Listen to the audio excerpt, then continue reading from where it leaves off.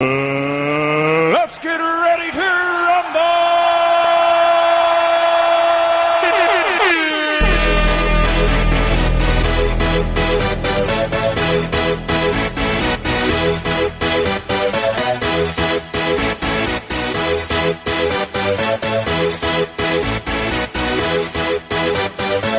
Y'all ready for this?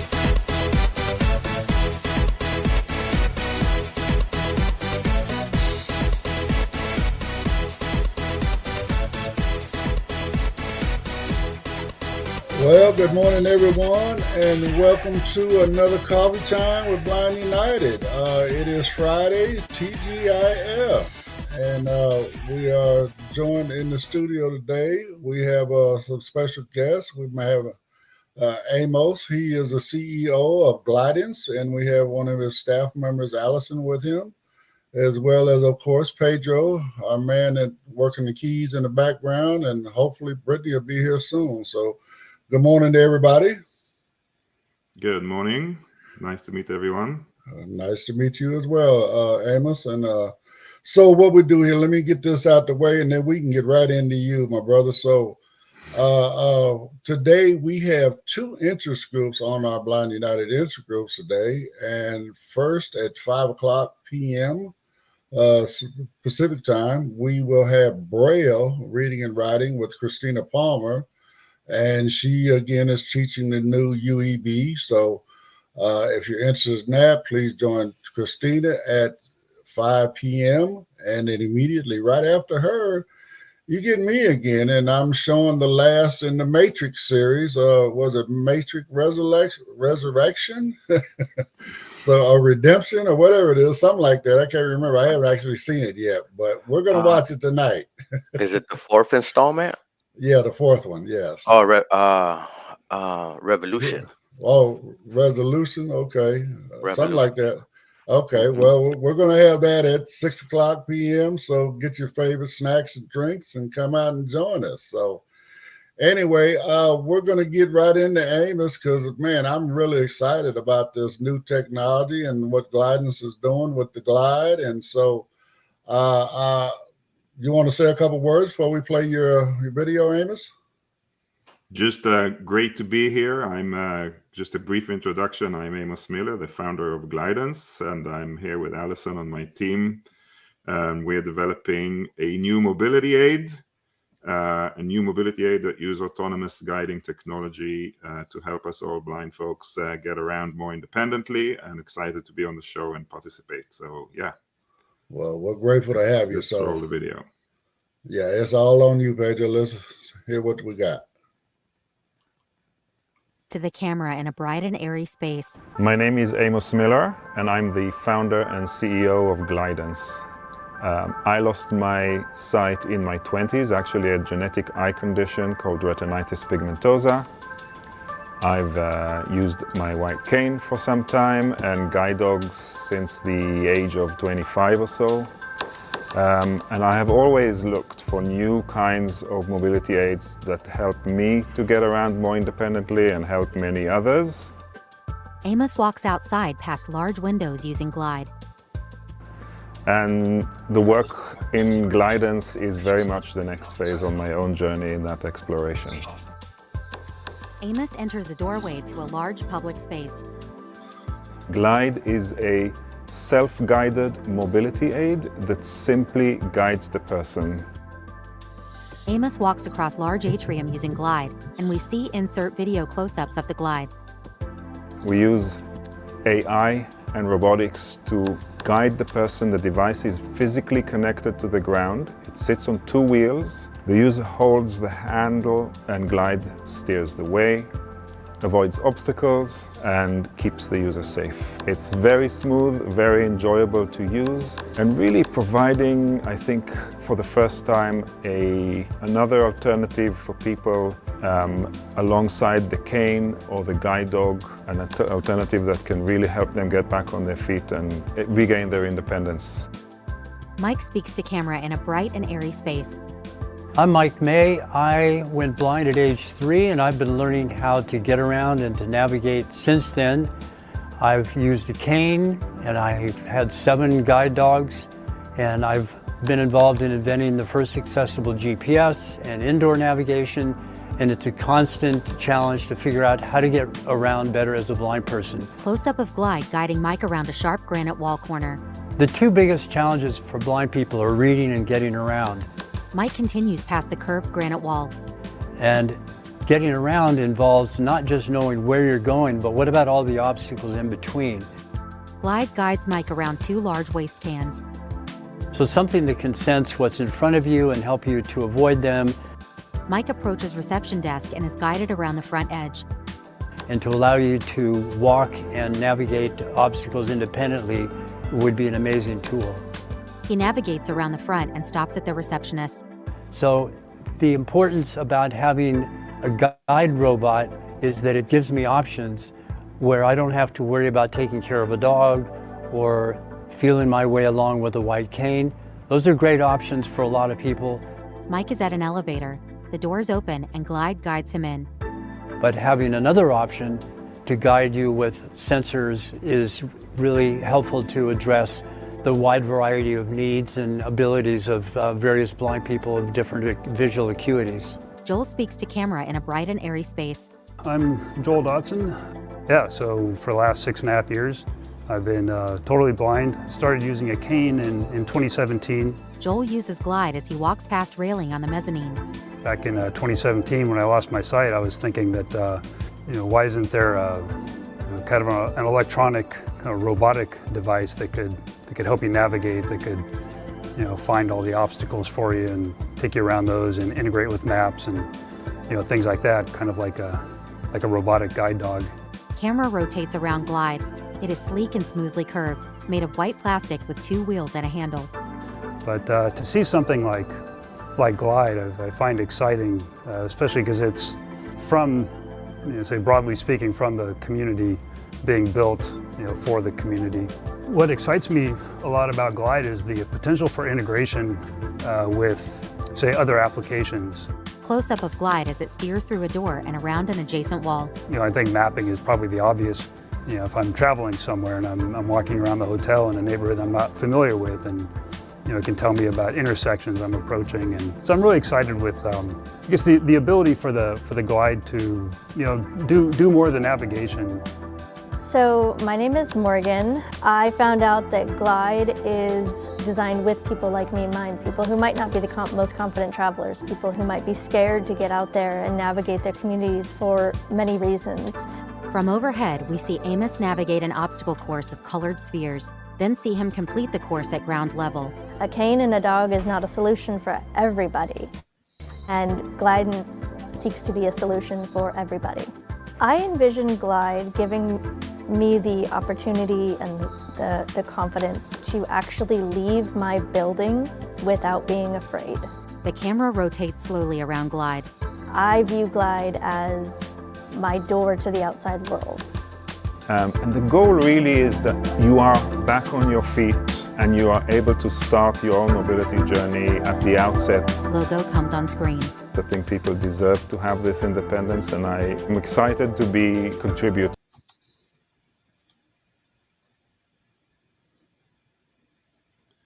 All right, I think that was an abrupt end to the video.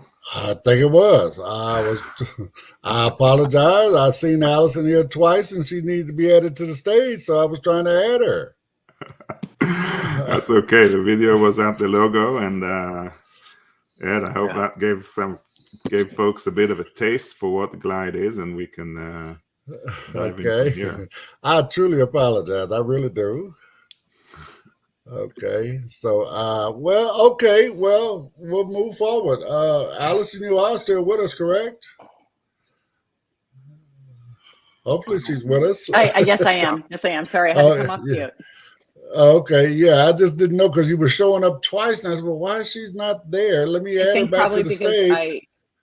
I have a slide up that I can present while we're Okay. talking. No problem, no problem. That's beautiful. That's beautiful. Thank you for what you're going to help Pedro do in the background. So, anyway, man, Alan, I'm sorry, Amos. I really like this, man. I mean, it's I mean, it's like having a guide dog without having a guide dog in essence, right?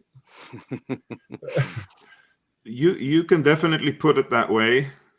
It doesn't wag its tail as much, but Well, you don't have any deposits to pick up. That's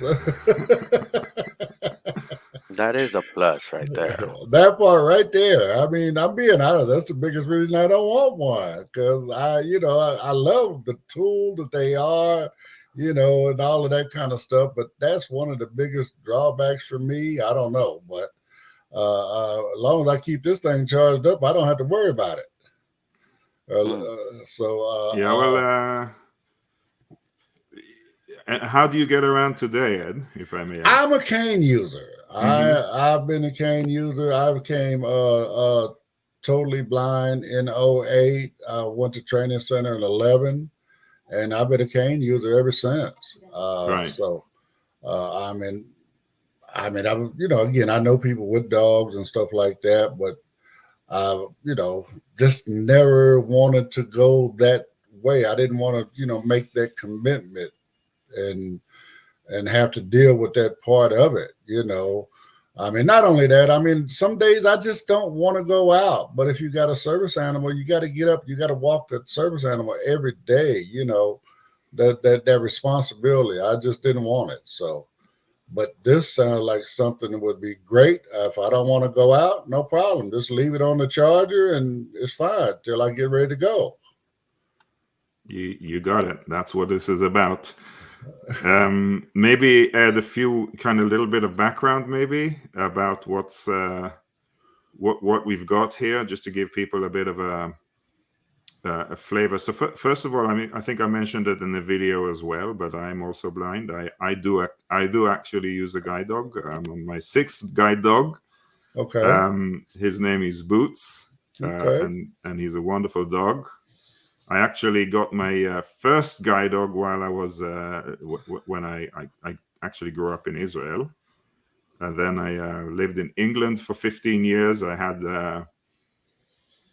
2 full-term dogs in England and one that didn't quite work out. And I lived in Singapore with one of my dogs, which was a really different experience because I lived in Singapore for 3 years and I was on the chair. I was the chair of the guide dogs board there. And I take pride in doubling the number of dogs in Singapore from 3 to 6. So that was well, but I'm kind of saying it jokingly, but also seriously. In some places in the world, there are all kinds of other cultural challenges, not only with dogs, but people with disabilities as well. And of course, like in the US here, we're so used to kind of having people with disabilities come out and be part of the community and part of the society, and tools and technologies and services to support that doesn't necessarily exist everywhere else in the world. Exactly. And I think and so then I came here to the US. I got Boots about 3 years ago, and he's my beautiful guide. But I've also worked in technology for many years. I worked at Microsoft for many years. Some of you guys might be familiar with Soundscape. Of course I am. Of course I am. I love Soundscape when it came out, and I'm loving the new one, Voice Vista, even more. It's been a great evolution. I love. It's kind of been my baby for many years while I was at Microsoft, and it's since we've opened it up, it's been great to see the community picking it up and creating variants and really pushing it forward. So I'm delighted with that, and with that, Ed, while I was working a lot with the community, it's really become quite clear to me that we have these amazing technologies, but we still have a lot of people who, unless you are a confident cane user or a confident guide dog user, these technologies don't necessarily empower you to get out of the home independently. And the gap is quite staggering in terms of the sheer number of people with significant or total sight loss who are unable to, who are basically completely dependent on a family member or caregiver to get out and about. And that's, as you can imagine, that is especially acute for people who lose their sight later in life. Right. Or even like we've been talking to a lot of people over the years about sorry, not over the years, like just recently over the last few days and months about Glide, and we hear like people who have used their cane all their life, and when they reach the age of 60, 70, they just feel that they don't have the same level of sharpness that they used to have to use the cane confidently, and they feel just less safe, less capable, and so what really we tried to do here is to bring another option for people, right? Another primary mobility aid alongside the cane and the guide dog, so people have different options in different settings, different times of their lives, and so forth. So that's really, and when I've worked for many years in trying to do this with various wearables. As you know, I worked on soundscape, using audio, using haptics. We have all of these kind of technologies, but at some point I really reached the conclusion that if we're going to guide people, if we're going to help people sort of really help them move around safely, we need something that is physically connected to the ground and actually guides. Right. And that's what Glide is. Okay. Yeah, is that making sense? I mean, it makes perfect sense. It really does. And again, I'm in that zone right there where you're talking about, Amos. I mean, I'm 67 now, so right. I mean, I'm not gonna say my cane skills are fading, but let me ask you this. So my biggest issue is new areas, unfamiliar areas that I'm not used to, I haven't been to, whatever, you know what I'm saying? So this would actually help me in that situation? That's the goal. Okay. That's the goal. So let me just kind of run through, because I know that a lot of listeners wouldn't have been able to see the visuals on the video. So just let me kind of go ahead. Paint a picture of what it looks like exactly and how it works. So first of all, it is a primary mobility aid. So the first goal of Glide is to move you safely, to allow you to walk safely, avoid obstacles, stay on the path, target nearby destinations like a dropped curb, a door, elevator, and those kind of So that's sort of at the ground level what a mobility aid has to do. And as I described it a little bit on the video, imagine it's a long handle. You hold the handle, your hand is somewhere around your waist level. The handle extends at 45 degrees to the ground in front of you, and it rests on two wheels. The wheels are side by side.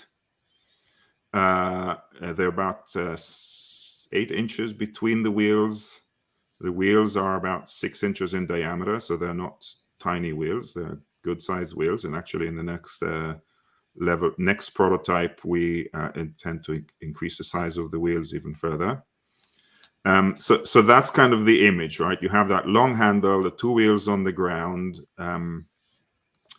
and you hold the handle, you nudge the device forward, and you simply walk. Now, one key aspect of it, which is a little bit interesting for people when they first kind of try it, the device doesn't actually pull you.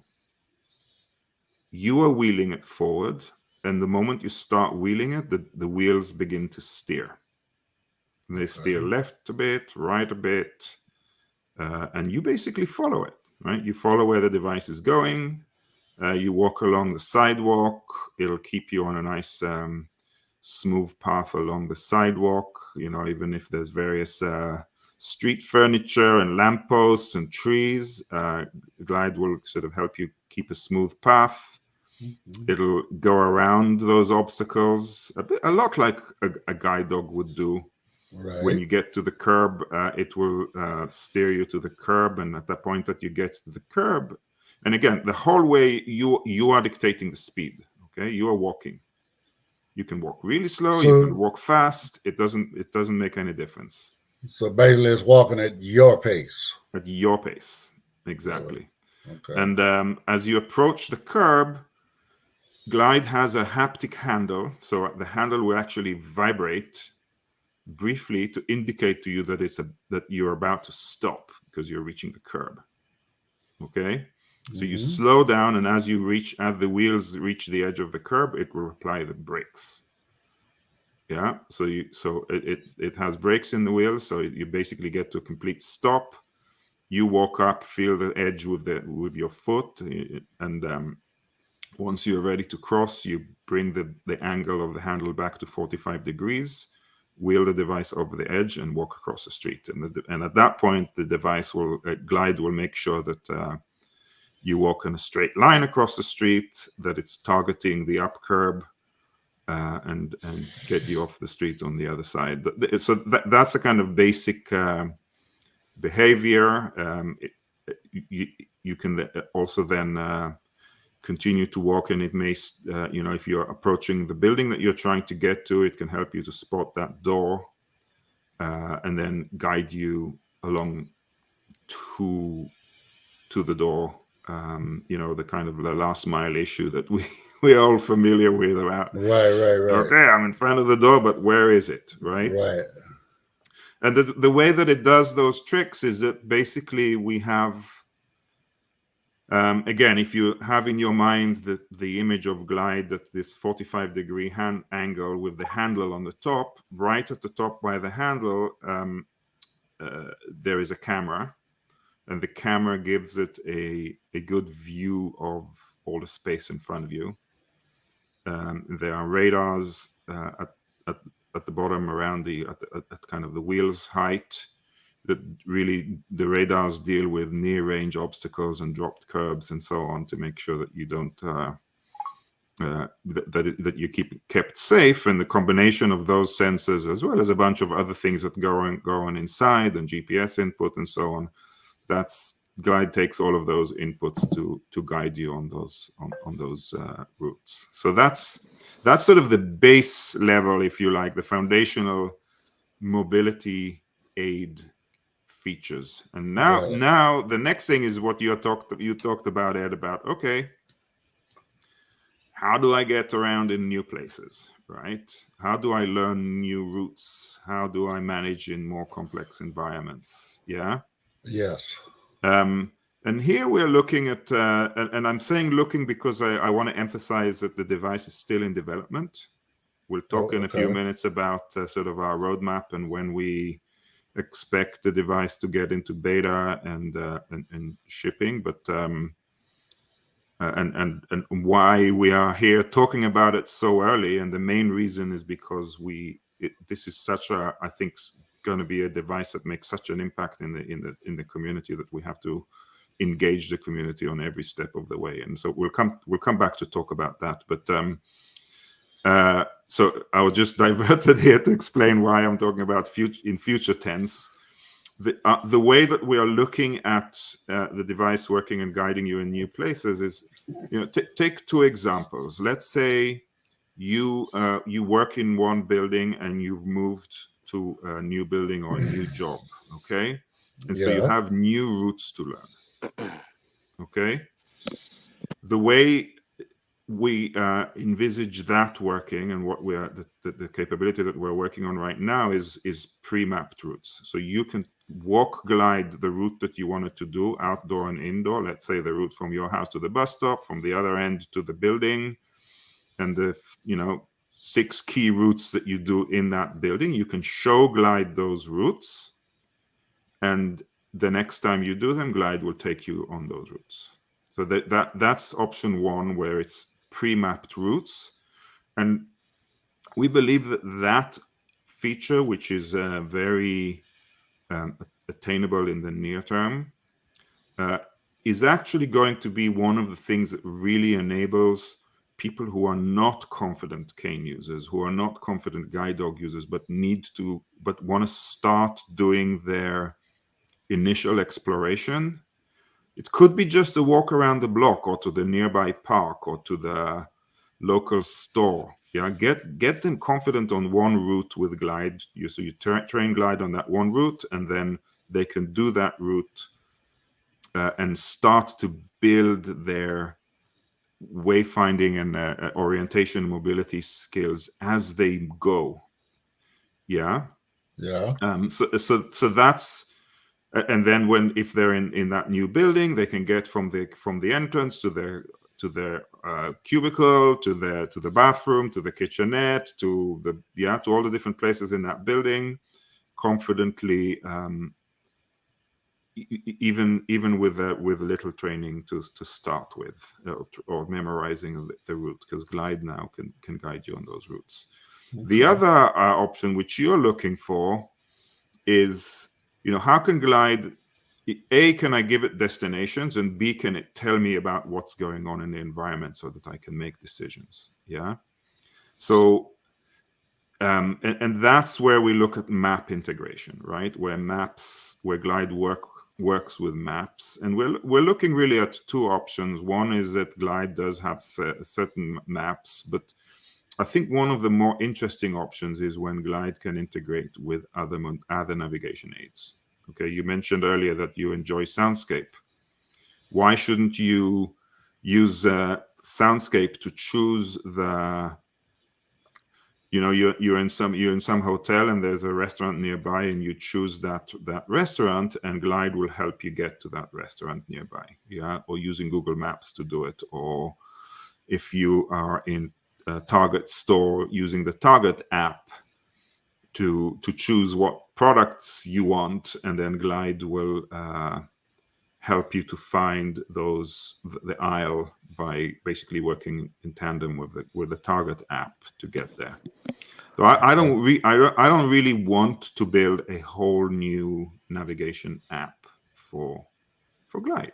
Yeah, I don't blame you. You see what I mean? On the other hand, I also understand the requirement that people have to say, hey, I'm near Starbucks. Where is it? Right? So there's different aspects to navigating in unfamiliar places. I think one of the things that are really going to help is this whole idea of scene description, scene analysis, what you've already been experiencing probably through Be My Eyes.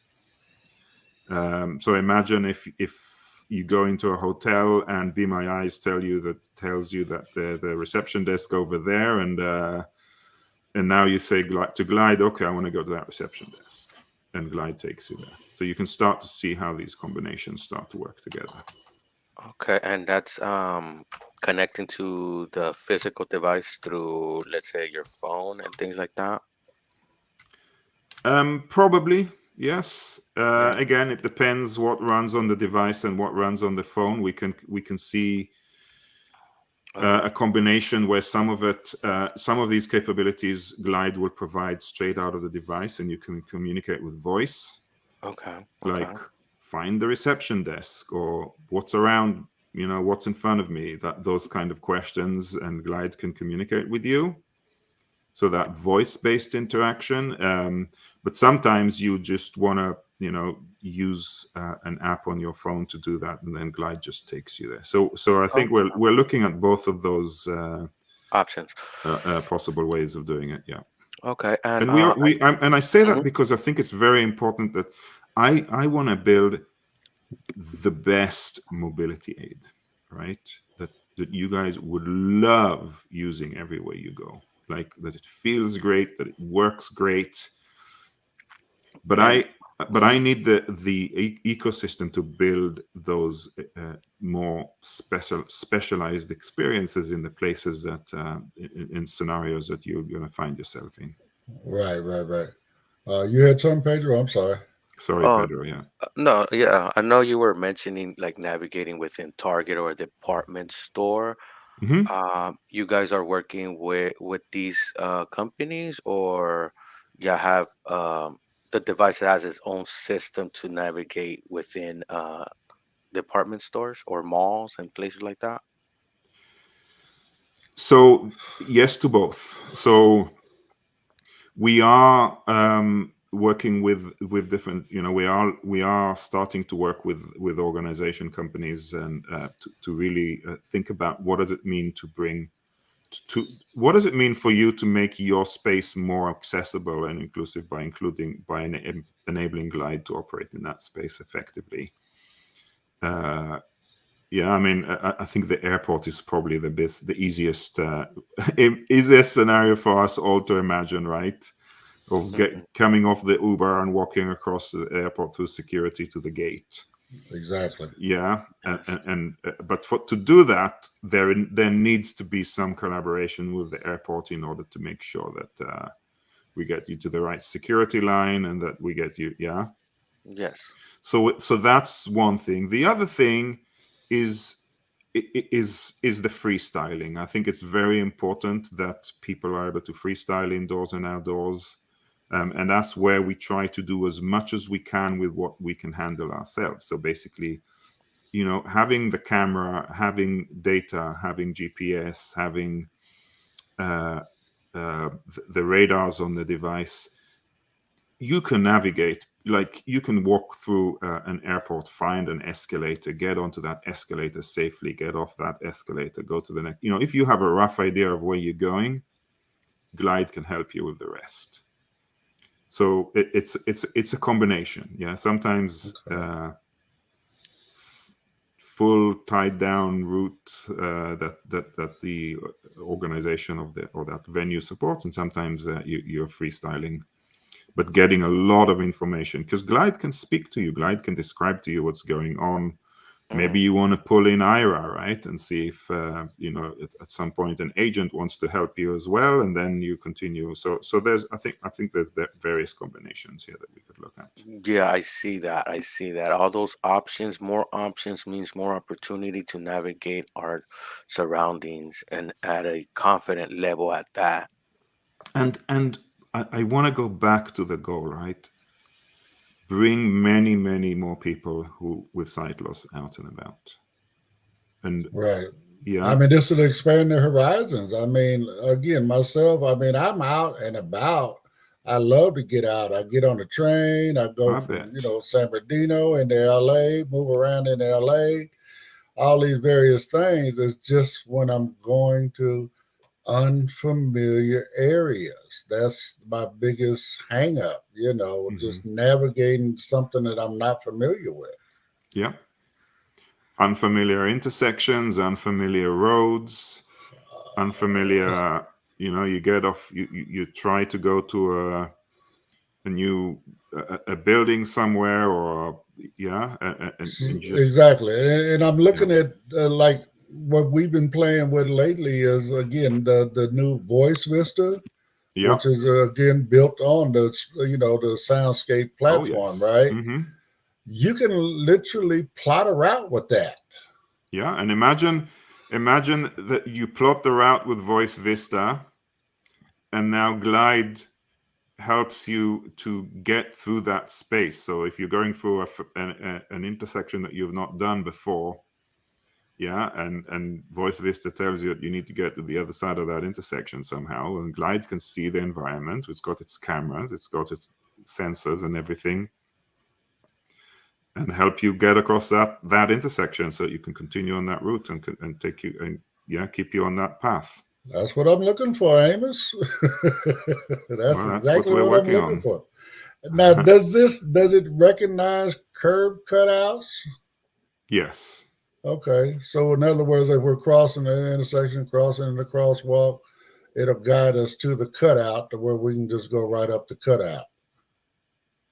Yeah, so I want to also. This is a great question because as an engineer and a researcher, I always kind of think about these things in the long term. The pedestrian environment is a very complex environment for people and for machines to get around. Yeah, the Yeah. roads at least have rules and lanes, and yeah. On the other hand, the pedestrian environment is very open. You know, there are less rules. You can do quite a lot there. Yeah.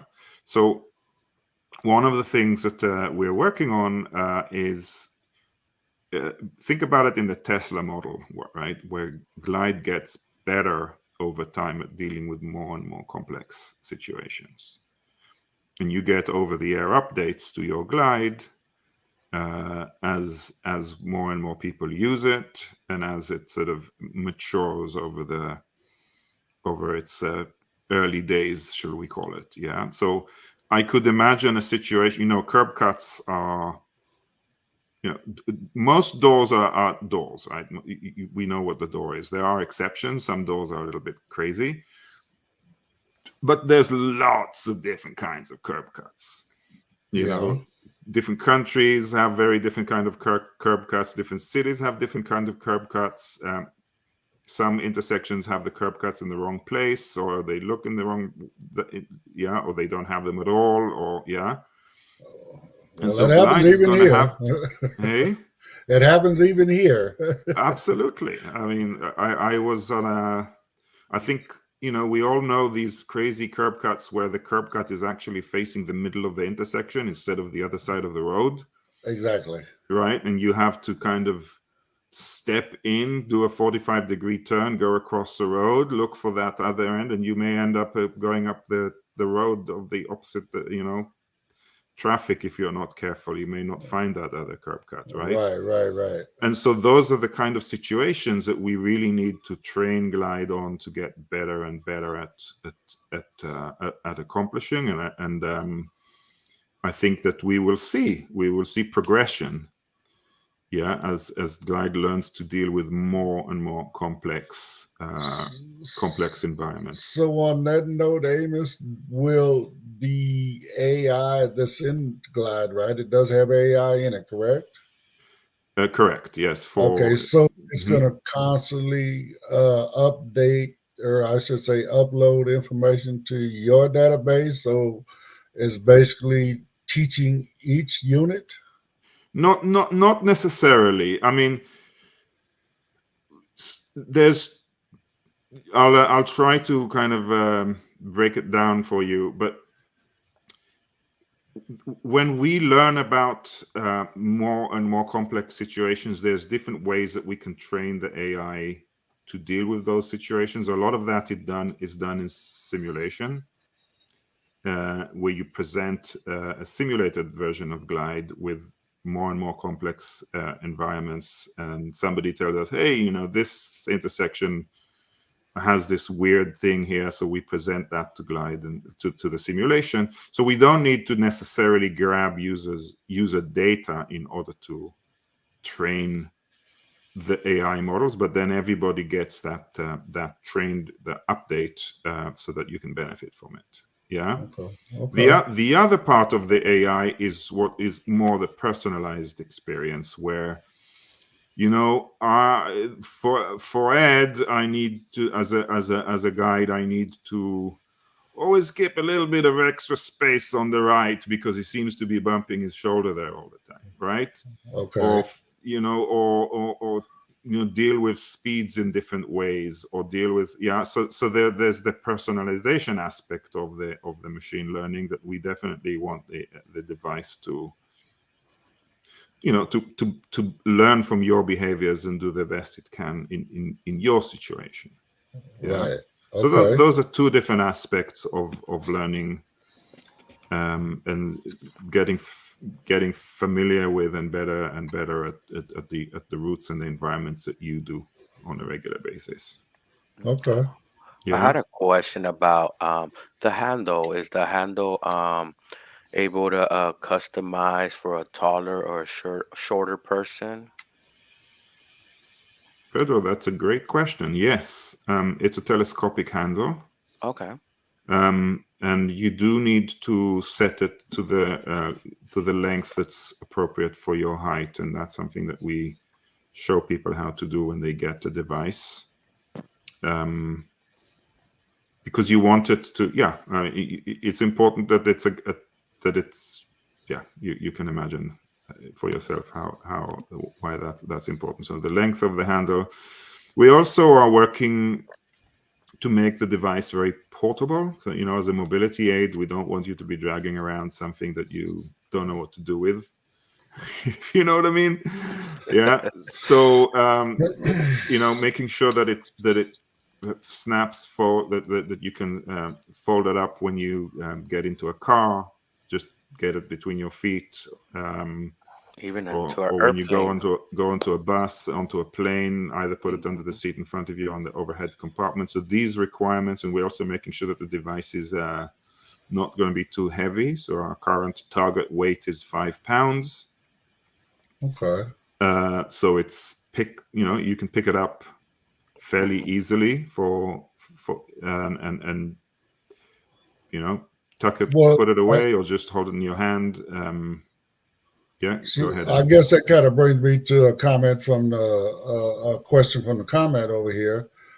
How would we get it up and downstairs or something like that? That's a great question. So it is a wheeled device. It doesn't climb stairs. It can roll downstairs, so the wheels are big enough so that but I wouldn't use it to navigate downstairs, at least not. I don't envisage that navigating downstairs is going to be a day one feature.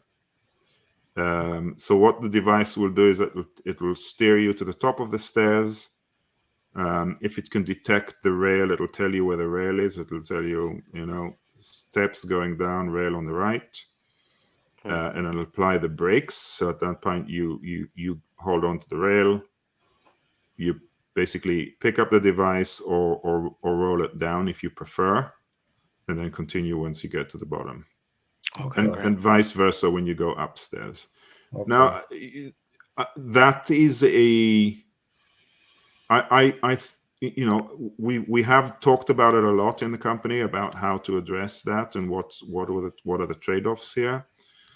Our goal at this stage is to get going and get the device out there and get it used. And if in 2 years' time everybody feels that this needs to climb stairs, we'll work on that problem. In most cases, there are alternative routes as well, and also we haven't talked yet about pricing, but it's very important for us that if this is going to become a device that brings many, many more people out and about, it has to be something that most people should be able to afford. Thank you for that one. I really appreciate that aspect of it. Well, it all's part of the formula, right? I mean, or part of the equation, right? If it's not, I've been in this field long enough, Ed, to kind of, and we get a lot of feedback from a lot of folks, and I think that's important. We are currently working on, we'll be talking about pricing in a couple of months' time once we start to take pre-orders, but if you want a range, just to kind of keep it in your mind, think about what it costs to own a cell phone. Okay. So that's sort of the range. It comes with some kind of initial purchase of the device. There may be various service packs depending on the level of capability that you need from the device. If you really are a beginner and you need just a couple of routes in your immediate neighborhood, that might be one thing. And if you're traveling the world and going to airports and hotels and different cities all the time, that might be another thing. But we are still exploring that. Okay. But that's kind of to give you a flavor of the pricing and how we're thinking about it in order to get it to but and going back to the climbing stairs question. Mm-hmm. If we build a device that climbs stairs, it would be 10 times more expensive. So now you decide, is it worth 10 times more expensive and more complex device, or is it okay that you just pick it up and walk up the stairs? At this stage, I think that we chose to take the latter. So so let's say I'm navigating a curve and the device stops. To feel the curve, I would have to use my foot. But I was thinking, this device coincide with the cane. So let's say we reach the stairs and I want to reach with my cane instead of my foot, just to touch and feel the stairs and be like, okay, they're coming up. Let me pick up the device, walk down, then probably put my cane up for those little tasks that I would have to do. Pull out my cane and feel the curb and stuff like that. And another question about the device: Yeah. does it have any safety tape that like the cane has that glows to warn drivers and warn pedestrians that it's a device that's guiding someone? Anything like that on the device? I love your questions, Pedro. I think these are, now you're getting into what it means to bring a new mobility aid, and how does it work with other things that we do, and how does it work with the public, right?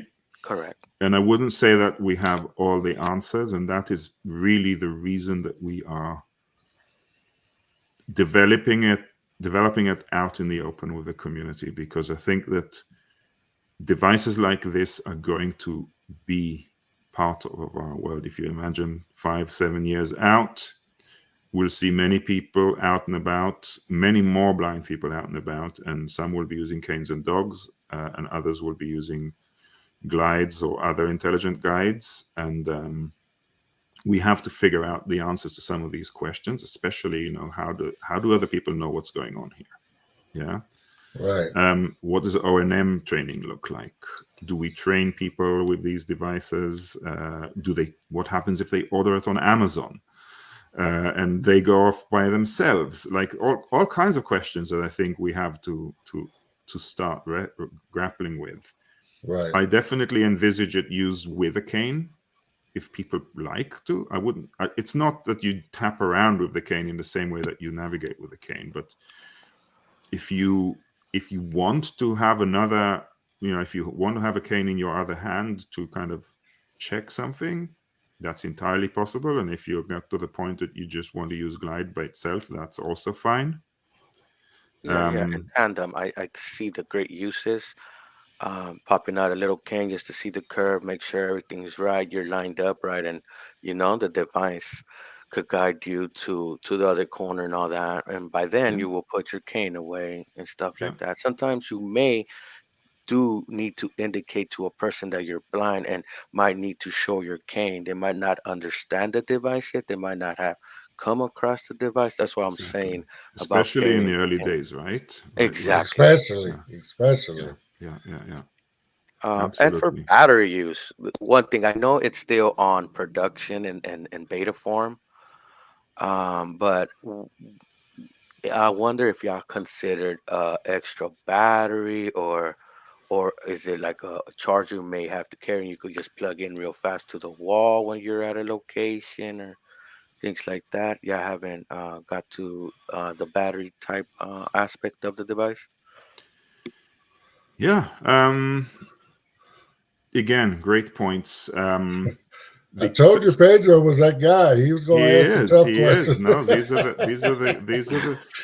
are the points that are going to matter, right? When people, when you want to step out of your house, you want to know that you're not gonna run out of battery, right? It's like autonomous, like electric vehicles, right?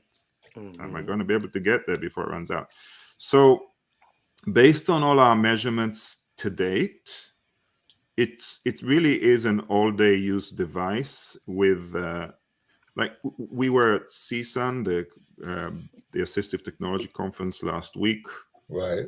I was just there and I didn't run into you guys. I'm sad that I missed it. I'm sorry. Were you there? Both of us. We were both there, and we were both there. Oh, yeah, man. we couldn't find your booth. Again, I mean, being blind, and to me, the place is unorganized. I know. trying to find anything, but we did miss you. It was actually one of our listeners that found your booth and put you guys in contact with us. Oh, Yeah, and fantastic.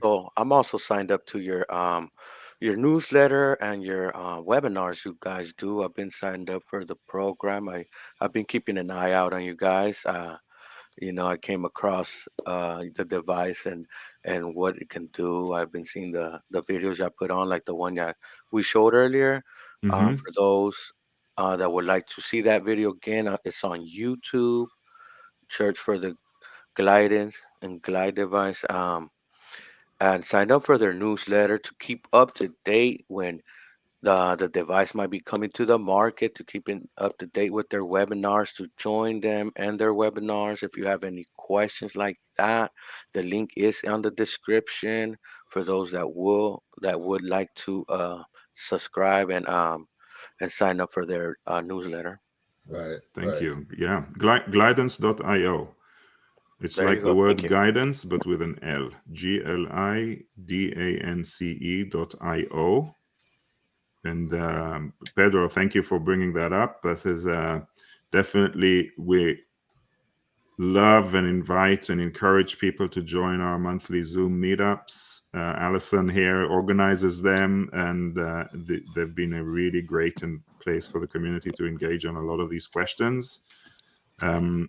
People who you get our continuous updates on the development, and we'll also be soon talking about when we're going to start to take pre-orders for the device,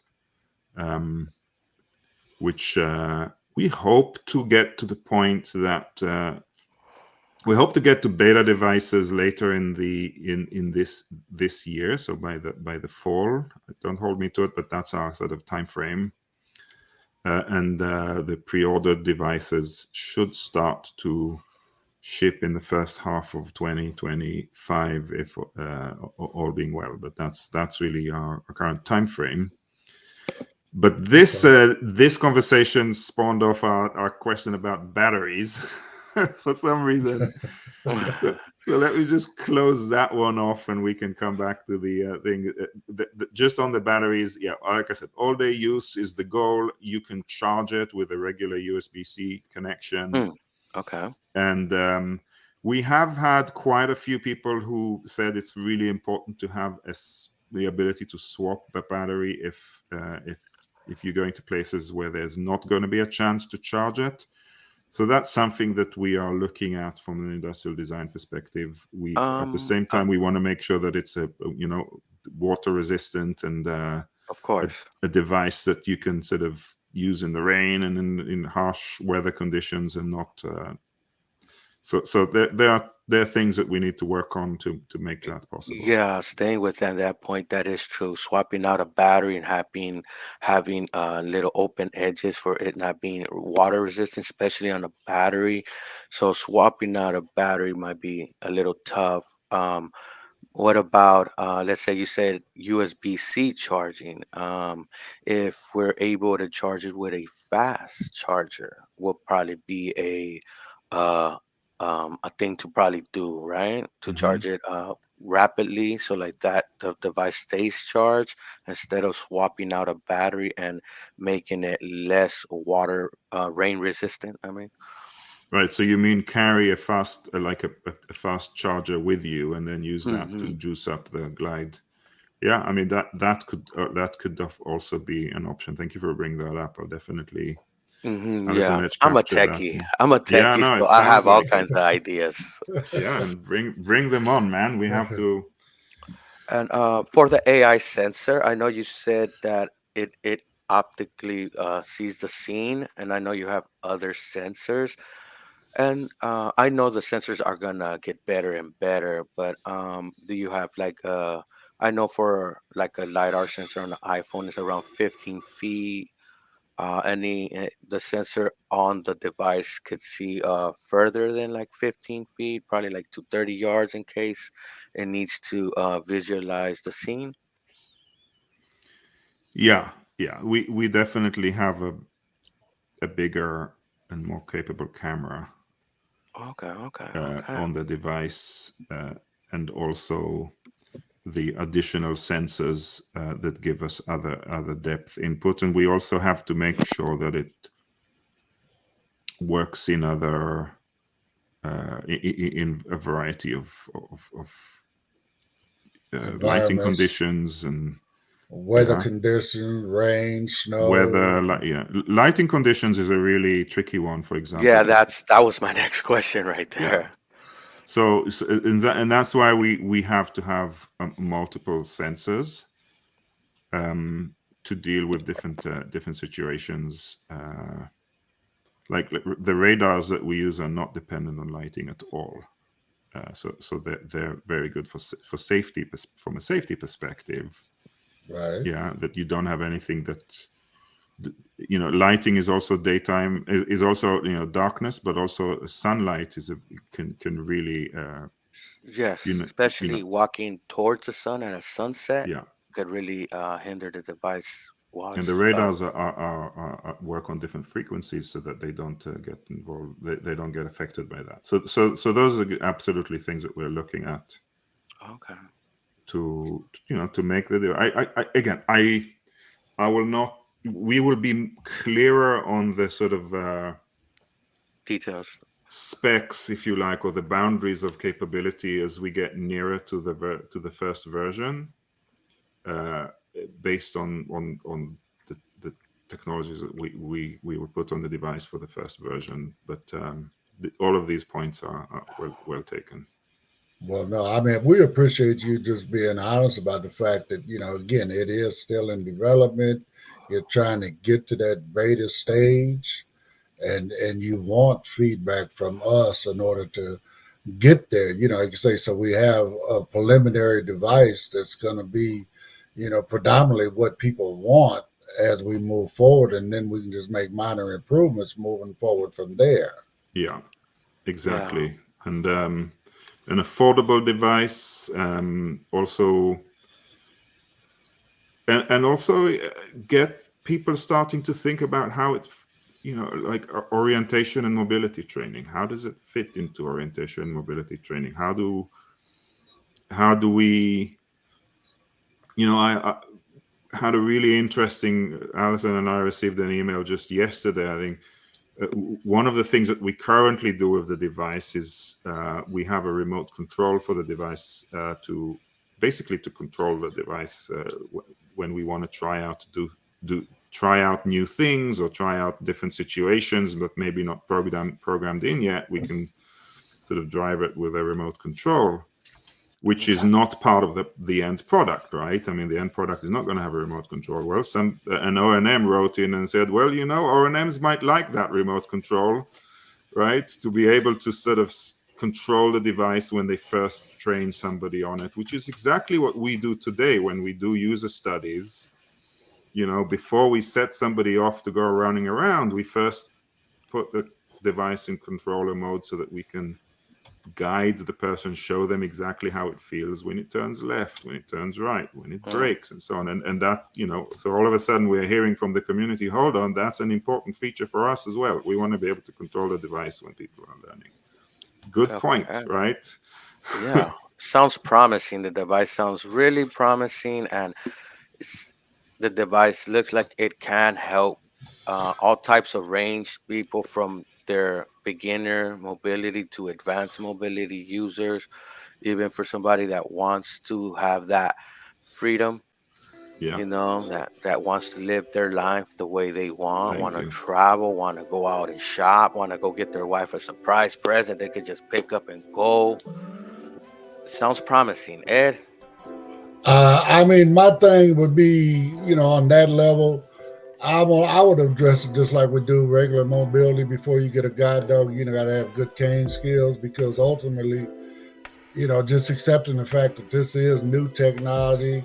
Technology will always have a possibility of breaking down, and you need to have them cane skills to be able to get home just in case. So on So that Ed, note, go ahead. 100%. I want you to do your thing now and get everybody on the call to go and sign up to on our website glidance.io so that we can communicate. So yes, we have it posted here in the comments. I posted it in the group. I shared the post on my page. It's everywhere. We're going to do everything we can, Amos, to get people to sign up, and we're going to follow along with you. And just know you have an open invitation to come back anytime you wish, and keep us updated on what's new, what's going on, and get more feedback if that would help you. You know, we want to be here for you as well. Thank you. I'm also here if you need some feedback from me. I'll go look. I think this device could be promising straight out. This device could be promising for the community. One thing I want you to think about, Amos, just in case you haven't thought about this part of it. I don't carry a white cane with a red tip. I get my canes from a gentleman back east that makes canes called custom canes. So all my stuff is kind of custom. So I'm kind of, vain when it comes to my cane, if you will. So do you want to be able to decorate your glide, right? Well, that is the question. There it goes, right there. I mean, whether it's decorated or not, I'm thinking here in my head, I'm thinking, okay, man, this would be great with like a Ferrari front end on it with some headlights and, He wants a Rolls Royce. Why not? You know what I'm saying? Absolutely. You got it. So, we'll make those options available. Thank you. That's that's exactly what my co-founder, who's the industrial designer and sort of designs the device, that's exactly his line of thinking. So okay. Well, I guess great minds think alike, right? Absolutely. Yeah. Gina, who's also an influencer, she wants to dress hers like a giraffe. So okay. If you want to. Yeah. All right. Yeah. So, again, Amos, I really appreciate you for coming on. And again, just know we're here whenever you would like to come back on and give us an update. You're more than welcome. We are signed up. We will continue to follow along. And man, I can't wait for this thing to hit the market. I can't wait for beta to come. I would love to get my hands on one of these things and take it on a test drive. And man, so again, I appreciate you, my brother, and I appreciate everything you're doing to trying to help our community. Thank you for the opportunity. No problem. No problem. On that note, everybody, I hope you enjoyed today's stream. And again, go get signed up for with Glidance and keep up to date with what's going on with Amos and the Glide. And we'll see you guys on Monday. Have a great day.